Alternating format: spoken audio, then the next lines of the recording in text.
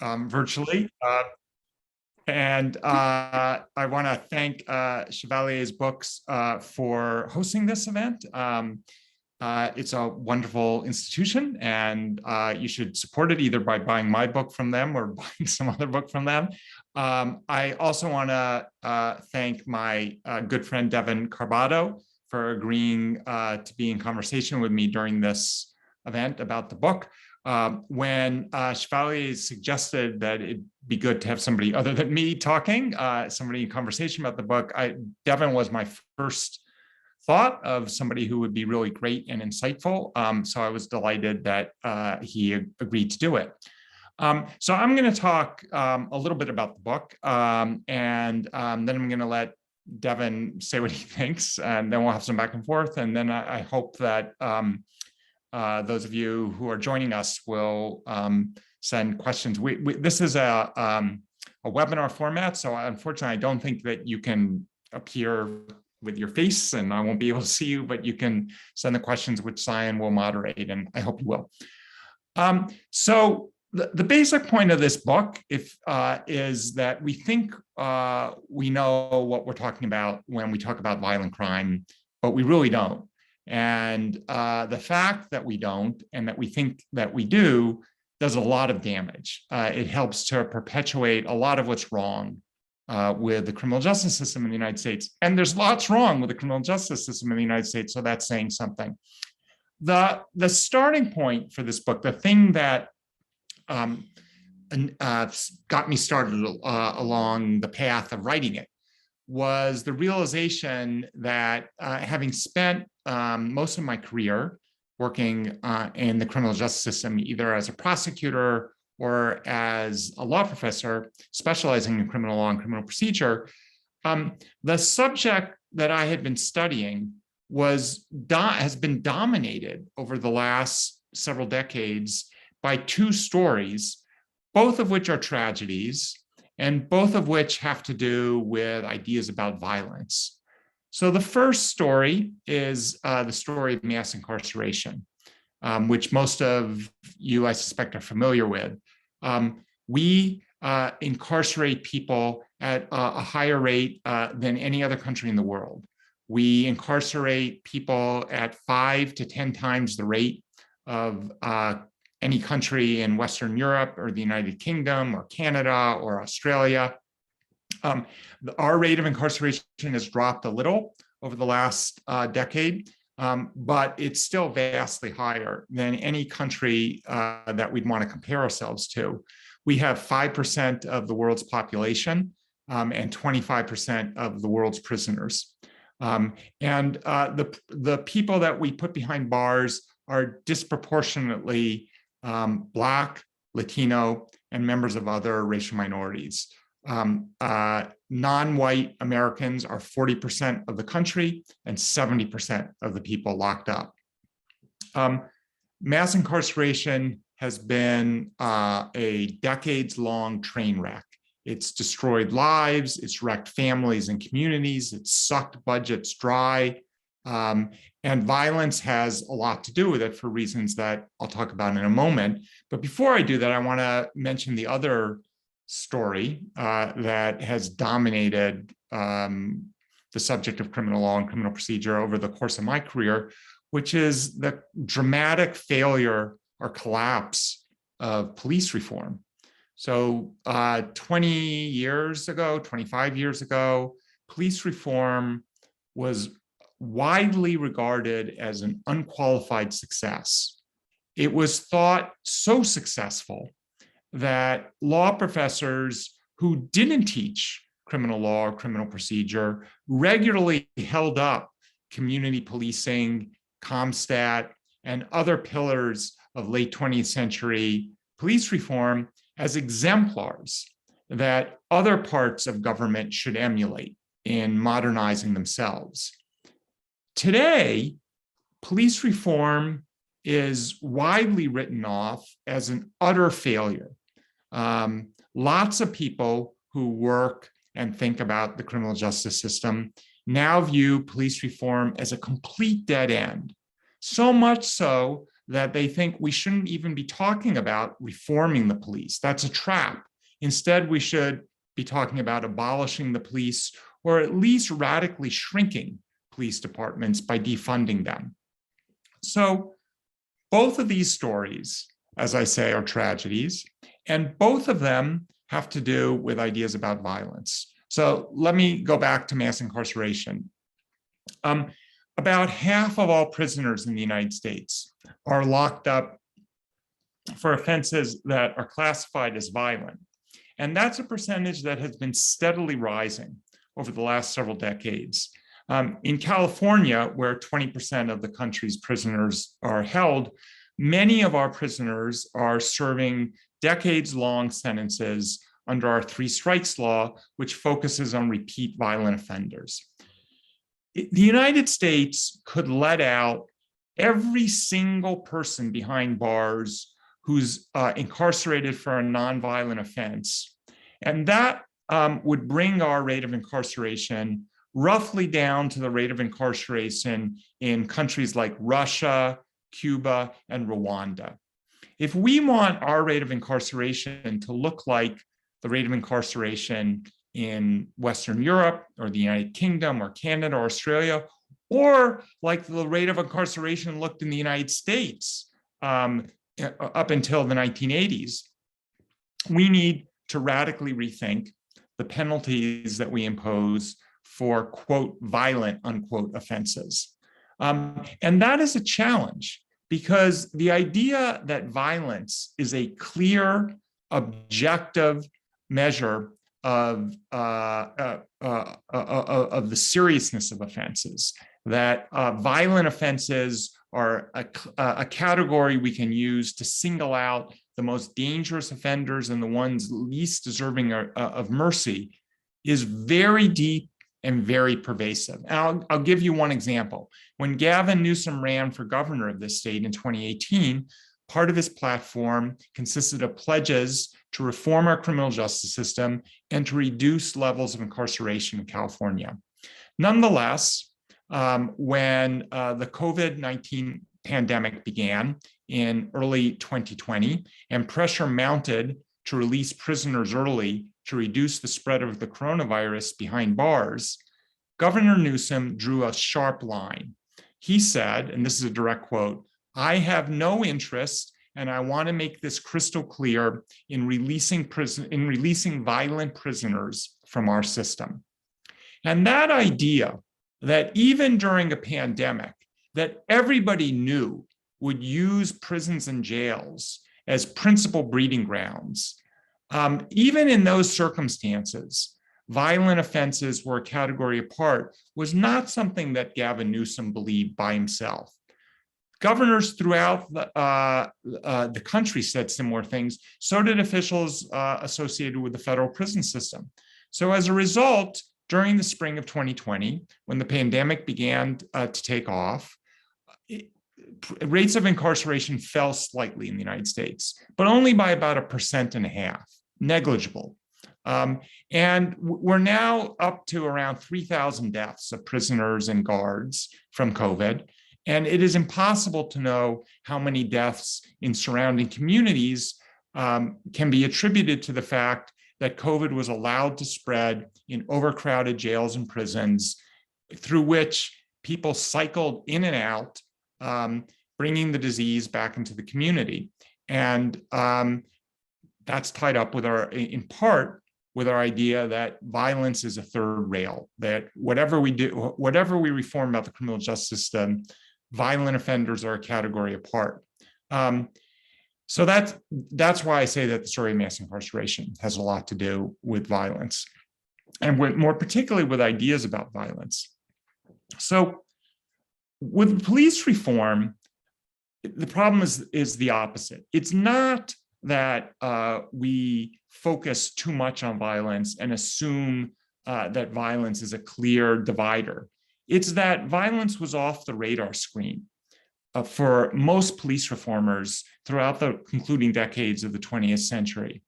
And in particular, police killings were off the radar screen. It took a revolution in technology the pervasiveness of smartphones with cameras in people's pockets, and a mass movement, Black Lives Matter, to force the nation to reckon with the fact that we have 1,000 people killed every year by the police in the United States, and they are disproportionately young men of color. That, as I say, was no part of the police reform agenda in the late 20th century. Neither was the low-level violence of stop and frisk, which stop and frisk was often treated as a very minor intrusion, the kind of intrusion that upper middle-class white people experience when, for example, somebody at the airport frisks them to see if they have anything suspicious before they get on an airplane. The way in which stop and frisk is actually carried out in poor communities and communities of color too often was very rarely part of the police reform agenda in the late 20th century. And not only was violence not part of the agenda, by and large, the word violence wasn't even used when talking about the police, and it still isn't. When police departments or courts talk about police using violence, they generally refer to it as use of force or response to resistance. So with mass incarceration, we have a problem that was fueled in part by an obsession with violence. And with police reform, we have a problem that was driven in part by a neglect of violence. And both of these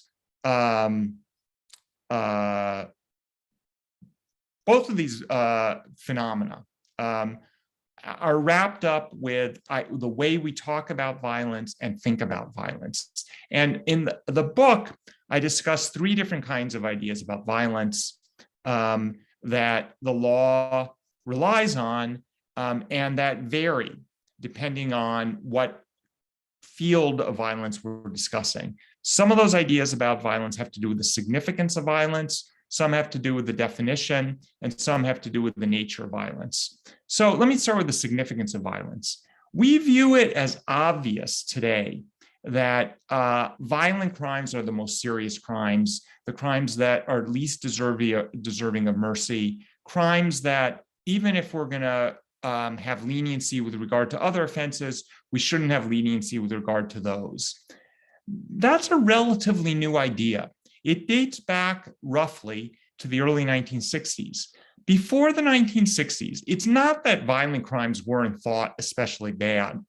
People have always thought that murders, rapes, aggravated assaults are particularly bad crimes.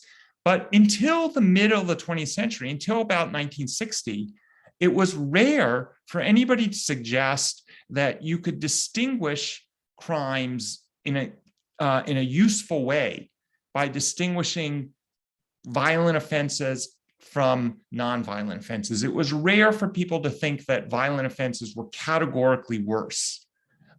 There were a lot of ways in which the law distinguished serious offenses from less serious offenses. There was the line between felonies and misdemeanors. There was the category of infamous crimes. There was the category of crimes of moral turpitude. But none of those track the distinction that we now draw between violent offenses and nonviolent offenses. In 1961, there was exactly one federal statute that used the category of violent crimes as a way to distinguish between different offenders. That situation lasted until the early 1980s. And then another one was added. Then in the 1990s, 10 more were added. Today, there are so many federal statutes that rely on the category of violent crime to parcel out penalties for offenses that the Supreme Court has said that failing to interpret the phrase in a consistent way would make a hash of the federal criminal code. Nonetheless, it still is unusual in criminal procedure, by which I mean the set of legal doctrine that governs the police. It's rare in that legal doctrine, and it's rare in the internal rules of police departments to use the category of force in a way that's thought to distinguish cleanly between some categories of police misconduct and other categories of police misconduct. In fact, police departments tend to regulate what they call the use of force by something they call the use of force continuum, which begins with consensual discussion and ends with firing a gun at someone.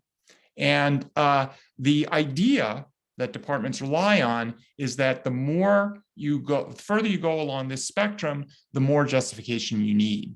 But the whole idea here is that it's a spectrum and that there's no sharp breakpoint where you can say the things on one side are categorically much worse than the things on the other side. So ideas about how significant and salient violence is vary depending on what part of the law we're talking about.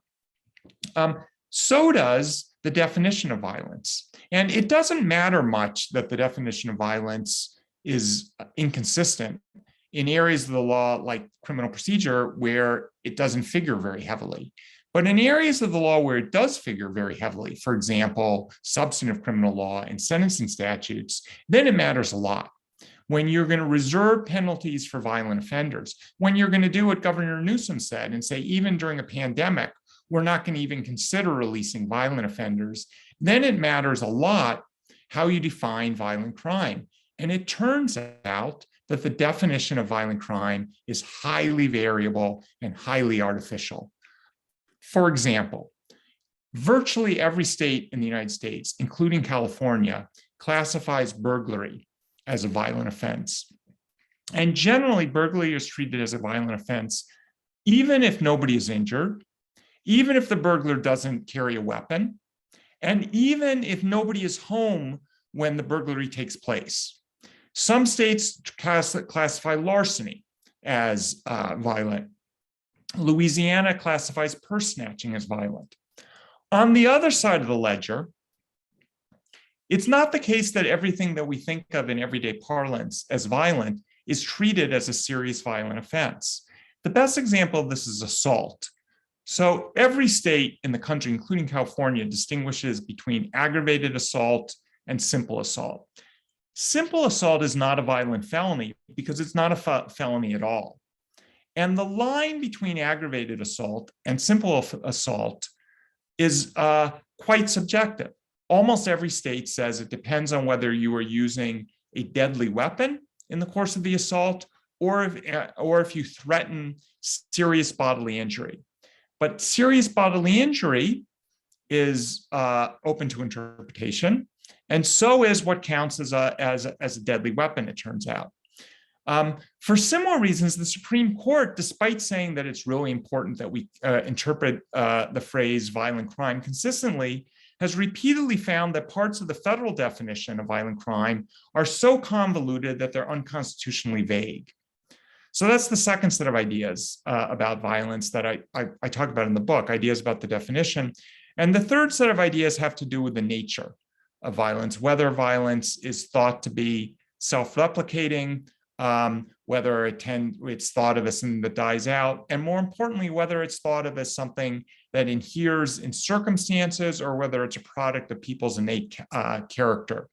And over the last several decades in criminal law, we have tended more and more to treat violence as though it is a matter of somebody's inherent character and to ignore the ways in which it's situationally determined. So I've talked longer than I want to, so I'm going to stop and let Devon talk a little. But I want to finish just by saying what I take to be the bottom line of the book, in case you don't want to buy it, which you should.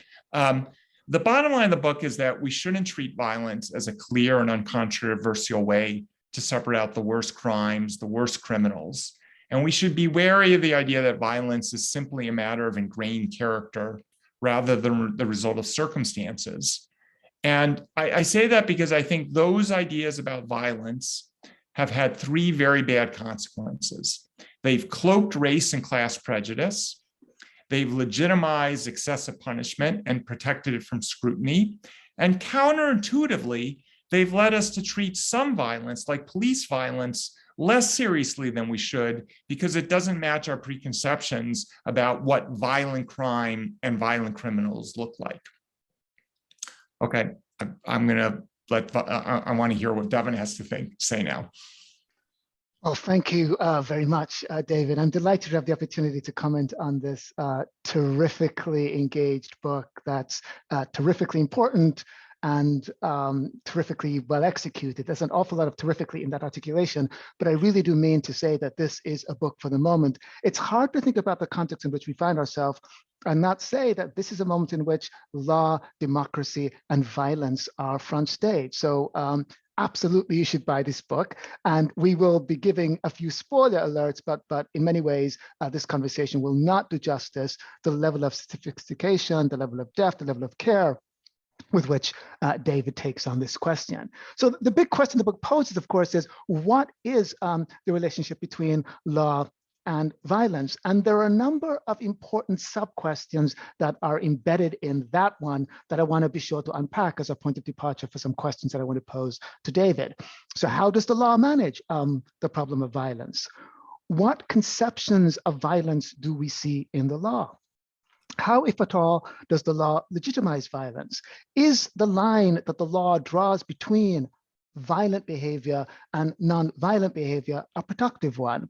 How are specific constitutional regimes implicated in the question of violence? You read this book and there's a story about the First Amendment and violence. There's a story about the Second Amendment and violence. There's a story about the Fourth Amendment and violence. There's a story about the Eighth Amendment and violence. There's a story about the 14th Amendment and violence.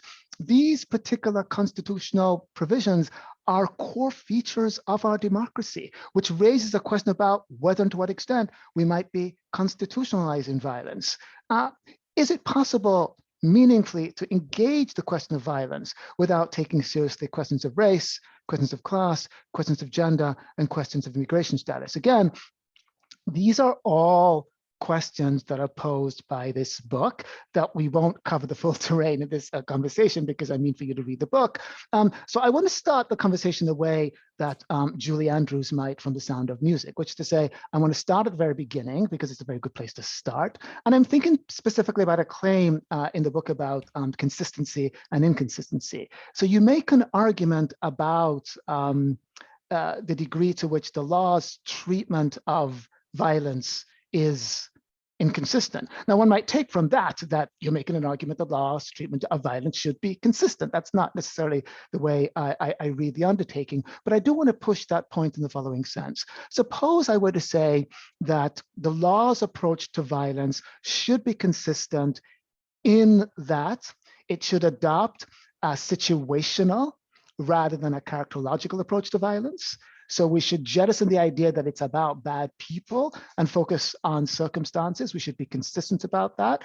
Suppose I were to say that we should have a consistent, clean definition of violence that doesn't treat it as a natural category. Would you co-sign that? And suppose I were to say that our approach to violence should be that, by and large, it's significant or not significant, that you pick one of those. So where along those dimensions would you argue for consistency, and where would you say absolutely the wrong project?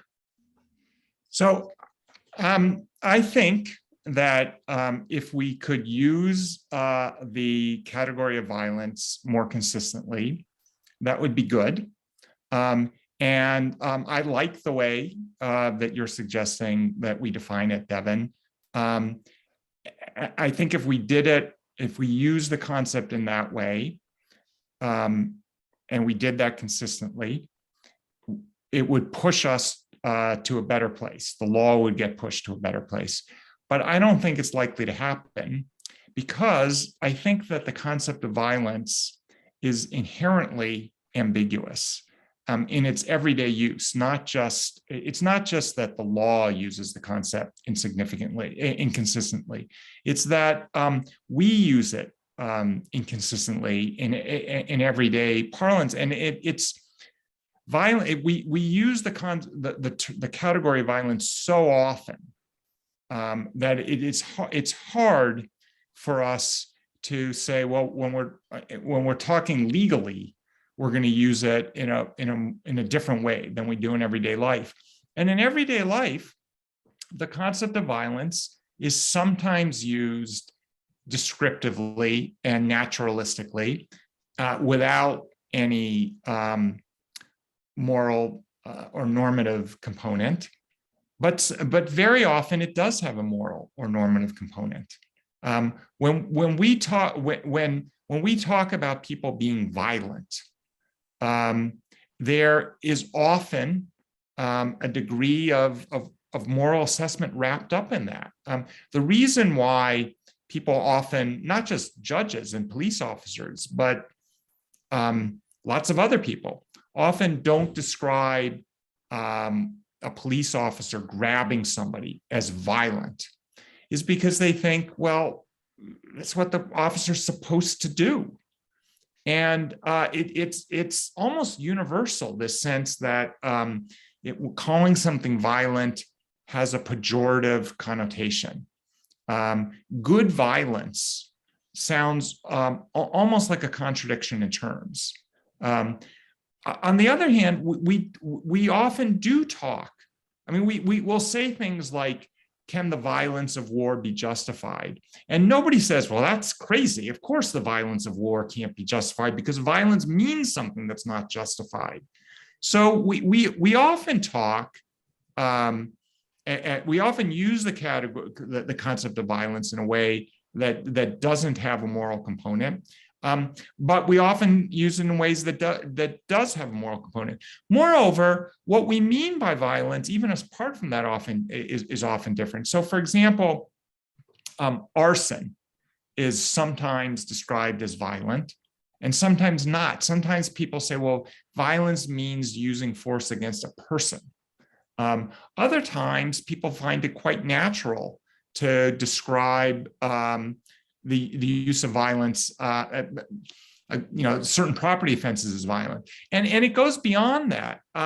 We, in ordinary everyday parlance, we'll often talk about things like the violence of lies, or verbal violence, or systemic violence. And this is not something that's just language of the left, by the way. People across the political spectrum will talk about their opponents doing violence in ways that sound metaphoric. But the reason why people insist that no, words can be a form of violence, pollution is a kind of violence. The reason why people insist on that is that it's not just in the law that we use the category of violence as a way to mark off something that's categorically worse. So my own view is that since violence has this kind of essential chameleon quality to it, we should avoid using it. We should avoid using it as a legal category. We should avoid using it as a policy category. If we're concerned about the rise in homicide, we should talk about the rise in homicide, and not say we need to do something about violent crime. Okay, so let's pick up on that point about jettisoning the language of violence for all the reasons you just described. I want to focus in that regard on policing for a minute, and think about policing and its regulation under a particular body of law. As you are careful to point out in the book, constitutional criminal procedure is a particular body of law that focuses on the constraints that the Constitution places on police investigation practices. So that includes the Fourth Amendment, the Fifth Amendment, among other constitutional provisions. And when one reads these constitutional provisions, one is still left asking, so how exactly does the Constitution regulate police behavior on the ground? They don't really tell us that much. So if we're focusing on the Fourth Amendment, and as many of the listeners will know, the Fourth Amendment protects us from unreasonable searches and seizures. And in that doctrinal framework, people argue that there is plenty of space for violence. So I want to get your sense as to whether you mean to say what you say vis-a-vis jettisoning the language of violence vis-a-vis what people have invoked as violence in policing in particular instances. So I'll start relatively low with respect to interactions with the police that don't even trigger the Fourth Amendment to begin with. So again, the Fourth Amendment protects us from unreasonable searches and seizures. So if it's not a search or a seizure, the police gets to do it without any justification. I'm on a street corner, the police officer is following me, then starts to question me, ask for my ID, ask for permission to search. None of that requires justification. If I were to say, and people have said, that being subject repeatedly to those forms of interactions is a form of violence. Would you say, maybe not? It's a dignitary cost. It's abusive police behavior, perhaps, but we oughtn't call that violence, because to call it violence has all these other entailments that you worry about. Well, yeah, that's a great question. I'm going to be a little inconsistent here, because although I say that we should get away from using the concept of violence as a legal category, I do feel that until we've done that across the board, it's important to use the word violence in describing some of what police do to make clear its seriousness. But to make clear its seriousness, not just compared to things that people other than the police do, but also its seriousness vis-a-vis other things that the police do that are concerning, but not as concerning. So my own view, I mean, and this is, I see the argument of saying that we should call verbal harassment by police officers, for example, low-level violence. But I wouldn't do that, because I think it's important to mark out certain forms of abusive police conduct as particularly seriousness, because they're violent, because they involve the use of force against people's bodies. And to just be clear, because I think I got that sense from the book as well, that because you do use the term, if I'm remembering correctly, and correct me if I'm remembering incorrectly, low-level violence vis-a-vis frisks. So that's so it's not even the case that you're waiting for excessive force to use the term. You think that the term might be appropriately deployed vis-a-vis frisk as at least a low-level articulation of violence in that context. Am I reading Sure. that I mean, look, if I'm walking down the street and some guy I don't know comes up to me and grabs me and forces me against a wall, and then runs away, and a police officer's later asking, so what happened when this guy came out? Did you do anything violent? I'd say, yeah, he grabbed me, he threw me against a wall. So I think that the fact that we don't describe a stop and frisk as a violent encounter is a way, it sanitizes it, it disguises what these interactions are really like. So yeah, in my ideal linguistic world, we wouldn't be using violence as a legal category. But in the world that we now live in, I do think it's important to use the concept of violence to describe certain police activity. And I would reserve it for certain forms of police activity and not for others. But I do think that there's a trade-off there. I talk in the book about the use of the category of violence in the battles against rape, sexual assault, and domestic abuse. And both in the area of rape and sexual assault and in the area of domestic abuse, many victim advocates have urged that we move away from a single-minded focus on things that we might conventionally label violence. Sometimes they do this by saying we need to recognize the importance of verbal violence in domestic abuse. Sometimes they do it by saying that we need to recognize that domestic abuse is about coercive control, and not all coercive control takes the form of stereotypical ideas about violence. So if you pause there for a second, David, because I do want you to tease out these particular ideas. So there's a chapter, as David is just suggesting, where he takes on question of gender, rape, sexual assault, and thinks about its relationship to violence. And it's a terrific chapter. I said terrific one more time. The synthesis of feminist theory in the chapter is really quite remarkable. So it would be helpful if you articulated your sense as to what's at stake with respect to thinking about violence in this context. So, and there are really three terms that get circulated. One, power; two, violence; and three, sex. And there's a debate about how those three terms should figure in advocacy around, well, various forms of gender violence. So tell us just a little bit about how you think about what's at stake with respect to the larger project. Sure. So I think that this is an area that highlights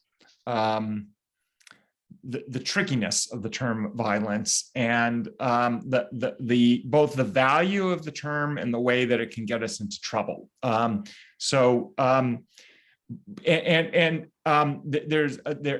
is the story of rape law reform is separate from the story of efforts to address domestic violence, but they follow similar paths in a certain way. Although the story of efforts to address domestic violence comes about 10 years with 10 years delay after the initiation of the anti-rape movement, which began roughly in the 1970s. In both cases, the term violence was initially used in order to underscore the seriousness of a problem and its connections with the kinds of problems that the criminal justice system has had traditionally taken very seriously. So when rape law reformers said rape is violence, what they meant to underscore was that rape is not just a form of obnoxious seduction, that it has more in common with murder or aggravated assault than with come-ons. When domestic violence advocates a decade later began to insist on using the term to domestic violence to describe what was going on behind the doors of family homes, they wanted to underscore that this was violence. It wasn't just a kind of a family disagreement. And I think the term violence worked well for both of those movements. But both movements eventually became concerned about the way that violence limited the scope of the reforms that the system was willing to take on. So in the case of rape and sexual assault, reformers became concerned that rape law was only being invoked when you had something that looked like traditional violence, what one rape law reformer, Susan Estrich, referred to as schoolyard ideas about violence. And other forms of coerced sex weren't being addressed. In the case of domestic violence, advocates became concerned that forms of coercive control that don't involve the physical laying on of hands were escaping attention because they didn't seem to be violent. So in both cases, reformers eventually moved away from stressing violence as much as they had initially. And I think there are lessons there about the difficulty and trickiness of the category and how we need to be thoughtful and intentional, both about when we invoke the term and when we don't invoke the term. Yeah, thank you for that. I feel like what you just said kind of segues really well into a Q&A, starting with Sharon's question. Sharon asked, it sounds like you are like the distinguishing feature is whether the act involves a physical assault, and that's kind of when the term violence gets gray in that way. What would that be a useful way to delineate the category then, if we were doing physical assault v other types of assault? Yeah, so I guess I do think that it makes sense to use violence to refer to physical assaults. If you do that, then then terms like domestic violence don't reach lots of the worst kinds of domestic abuse, and the term sexual violence wouldn't reach many of the forms of abuse that are of great concern. And the term violent crime wouldn't reach many of the worst kinds of crime, and it would reach many things that many of us, that the legal system treats as relatively minor, and that many of us would agree should be treated as relatively minor. I mean, I talked earlier about how it would feel if I was walking down the street and somebody grabbed me and threw me against the wall. That would feel violent to me. But I wouldn't think that somebody who committed that offense should be sent to prison for 40 years. I wouldn't think that somebody who did that to me should be sentenced to prison longer than somebody who engineers a massive financial fraud. It's just if you define violence as a physical assault, the category, you're taming the category. It's still a useful category, but it becomes immediately clear that you can't use it as a sharp dividing line between the worst offenses and offenses that deserve sympathy and understanding. I don't know. Go ahead. Yeah, I feel like that was a really good take on that question, and it kind of ties into Scott's a little bit, because it looks like we're talking kind of about the way that violence is perceived in relation to other crimes. The thing that Scott brings up is how violence is perceived in relation to geography, and also the level of violence by geography. So Scott says that they argue that violent police gangs are worse in rural areas of the country than compared to urban agencies where officers are under increased scrutiny. And he wants to know about your thoughts about that. Well, I think that's right. We haven't talked a lot about police reform tonight, but I do think that although there was vastly excessive optimism about police reform in the last decades of the 20th century, I think we now risk going in the opposite direction and being too pessimistic about the possibilities for police reform. There are ways in which some police departments have been made significantly better, and violence is one of them. I mentioned earlier that about 1,000 people a year are killed by police every year in the United States, and that figure has stayed roughly constant for the last decade or two. But that masks a lot of variation because rates of police shootings have fallen significantly in many cities, including Los Angeles, while they have increased in many rural areas. And that's because I think of policies that have been implemented in larger urban departments that many smaller departments in rural areas and some larger departments in rural areas haven't adopted. So David, I have if you'll indulge, a pop quiz just some yes or no, up or down questions that relate to your book and not, which will then lead me to a question about incarceration specifically. So question 1, boxing should be abolished because it's too violent a sport. Yes or no? So I have a first sort. I have to give a slightly nuanced answer. So I would say that if everybody if I could get everybody in the country to agree with me, I would abolish boxing. But given that I live in a country where where not everybody does agree with me, I wouldn't abolish boxing because I just feel that too many people are not with me on that. No, so fair enough. So the stipulation is this is David's world. So this is David's world. So you're not worried about other people, or you can assume that they're entirely with you. So yes. in my world, there would be boxing, but only with I don't know, only with helmets. Okay, question 2: video games should be more heavily regulated because they're ridiculously violent. Yes. Yeah, or no? I do actually. That one I can give you a flat out answer to. I think the answer to that is yes. The term emotional violence should be stricken from our vocabulary. Yes or no? Yes. Incarceration as a form of punishment should be outlawed. Yes or no? No. Corporal punishment of children in schools should be outlawed. Yes or no? Yes. Spanking of children should be outlawed. Yes or no? No.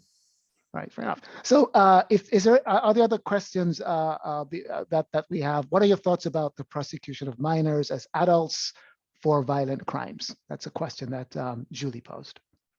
Yeah, so in general, I think that that's another question about the real versus the ideal. So in David's world, if everybody agreed with me, all juveniles would be tried as juveniles. We set up juvenile courts for juveniles, and the fact that somebody has committed a serious offense or even a horrible offense doesn't make them not a juvenile.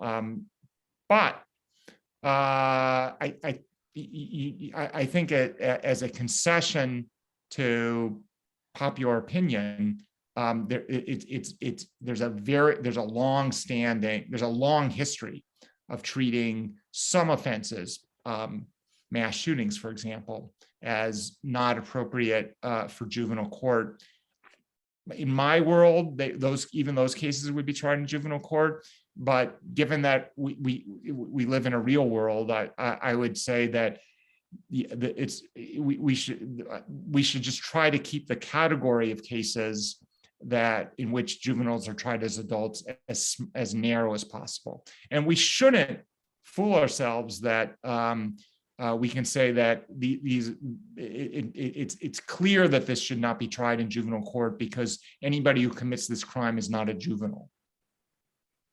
So there's another question that invites you to answer it as an or question, though it could be answered with respect to all of the above, but I don't mean to prejudice how you might answer. Does prosecutorial discretion, judicial discretion, or ambiguous definition of violent crimes most contribute to mass incarceration? This is from Bert. Well, that's a great question. I think the easy answer is that prosecutorial discretion and ambiguous definitions of violent crime both contribute heavily to mass incarceration. Judicial discretion, I don't think, has contributed to mass incarceration. The mass incarceration emerged at precisely the moment when we were reining in judicial discretion. So judicial discretion does all kinds of bad things, but I don't think that mass incarceration can be blamed on it. And I do think, in fact, that part of what drove mass incarceration was these what were sentencing statutes that took discretion out of the hands of judges, often placing it in the hands of prosecutors. So we're remiss not to say something about prison conditions, mass incarceration as a site for violence, given the discussion of mass incarceration. In other words, sometimes we talk an awful lot about the pathways to mass incarceration without mass incarceration itself as a particular kind of site for its own violence. And you're very careful in the book to talk about the ways in which we might understand our tolerance of violence in prisons as additive punishment in a way that links up to your arguments about disposition and character as opposed to circumstance. So in that regard, I mean, so how should we be thinking both about the conditions of prisons in their current configuration and incarceration as a form of punishment? I mean, is there a way to disentangle those two, or is it just we're stuck in the here and now of presentism, and therefore we can't take too seriously arguments about, abolishing incarceration as a form of punishment until something is done about the conditions of confinement? Well, so I think the first thing that we need to do is to recognize that violence in prison is violence and counts as violence and often is violent crime. And it's astonishing how often we don't do that. It's astonishing how often discussions of violent crime or criminal law treat anything that happens to prisoners as not a violent crime. So people will say, for example, that as long as people are locked up in prison, we know that we're preventing them from committing further violent offenses, which only makes sense if you don't treat any violent and any assault inside prison walls as a violent crime, which the law treats that as a violent crime, and we should too. So I guess that's one part. Treating violence in prisons as as violence is one part of a larger project of making what happens in prisons visible and treating it as real. Part of that is a question of just paying attention, and part of it is a question of avoiding the same kind of defeatism that I criticized earlier with police reform. People will sometimes say, well, obviously prisons are violent. They're inherently violent. There's nothing you can do to stop them from being really violent places. And that's wrong. And the way we know it's wrong is that some prisons are vastly more violent than other prisons. So it's not true that there's nothing we can do. There's lots we can do to make prisons safer and less violent. Now, having said all that, even when prisons are really safe and violent, there's something terrible and awful about locking somebody up for decades on end when it serves no purpose, which is what we do. And I can totally understand why people will say something like a decades-long sentence or a life sentence is a form of violence. I wouldn't use the term violence that way, but I wouldn't want to. I wouldn't want to let go of the sense of outrage over how we lock people up and just throw them away, essentially. And I'm not a fan of abolish the police as a reform agenda, but I think that with regard to prisons, the idea of prison abolitionism is a lot more appealing. And the reason I say that is that with regard to police, I don't think it makes sense to say, well, look, if we could shrink police forces by 90%, we'd be in a better place. And once we get down to 10%, then we can argue about whether we should go further. With regard to prisons, I think we're in a different place. I think that it's true that that we could aim at abolishing prisons as a kind of a utopian objective and figure if that is what we're working towards, as we can push as far as we can in that direction, and we're in no danger of getting to the point where we're really going to have too little incarceration. Even if you're somebody like me who thinks that we're always going to need some prisons, because mass incarceration is such a plague that it makes sense, I think, to say, well, let's just focus on on pushing back and shrinking this as much as we can. And, you know, when we get down to incarcerating 25% of the people we're incarcerating today, even if when we get down to incarcerating half of the people we're incarcerating today, we could have another conversation. So I know we're getting close to time. I did want to give you an opportunity, David. It's not your scholarly agenda, I know, to do comparative work, but I also know that you have some insights in that space as well, which is to say one could look at other national contexts and perhaps draw some lessons vis-a-vis the way in which violence figure both as a matter of public discourse and certainly as a matter of legal regimes. So could you say something about that and why it isn't inevitable that we're in this particular space as a matter of law, policy, and social discourse, and that other countries do better? Yeah, other countries do better. I'm most familiar with the situation in the United Kingdom, where, look, when you're comparing ours to other countries, there are lots of differences. And one is guns. So it's true that countries like the United Kingdom have an easier job of this because they don't have so many guns to worry about. But they do have murders. They have awful murders. They have sexual assaults. They have rapes. They have knife attacks. They are concerned with violent crimes. But they don't talk about violent crimes as a category. So when there's a debate in Parliament, or when the Home Office commissions a study, the category that they tend to use is serious violence, or they'll talk sometimes about knife violence. And serious violence is obviously a subjective term, but it wears its subjectivity on its sleeve, unlike the category of violence. So nobody believes that the category of serious violence is self-defining and obvious. Whereas it's easy to think that when we talk about violent crimes. So, for example, if Gavin Newsom had said at the beginning of the COVID pandemic, I don't have any interest in releasing serious violent offenders, it would have naturally led to the question of, oh, okay, that makes sense, but what do you mean by a serious violent offender? What kinds of people do we treat as seriously violent? Whereas when he said violent offenders, that ended the conversation because it sounded like that's just a natural category. So I think that the comparative lesson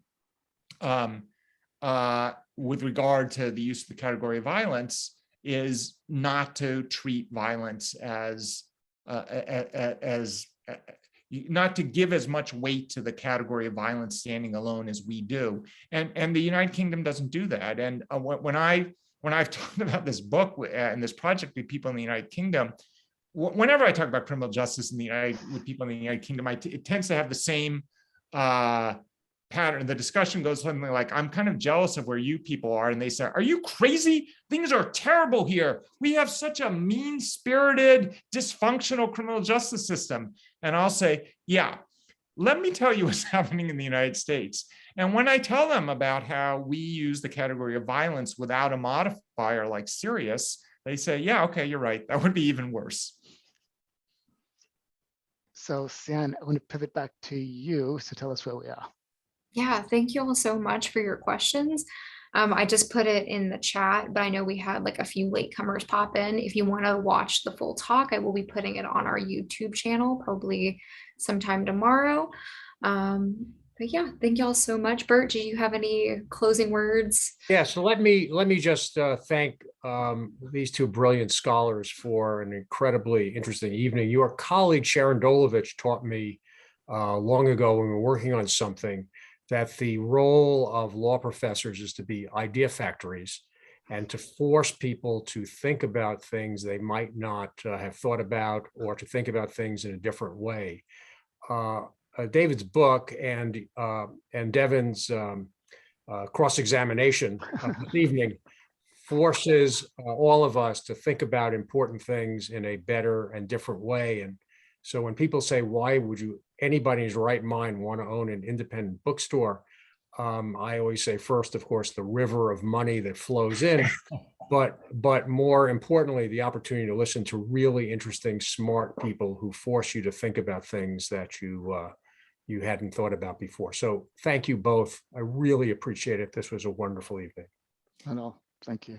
Thank you, Cyan. Thank you, Bert, for hosting us. Thank you, Devon, for your wonderful questions. Thanks to everybody who joined us and for your great questions. And please buy either my book or some other book from Chevalier's. Here, here. Here. Have a good night, everybody. Bye-bye. Thanks, everyone. Take care.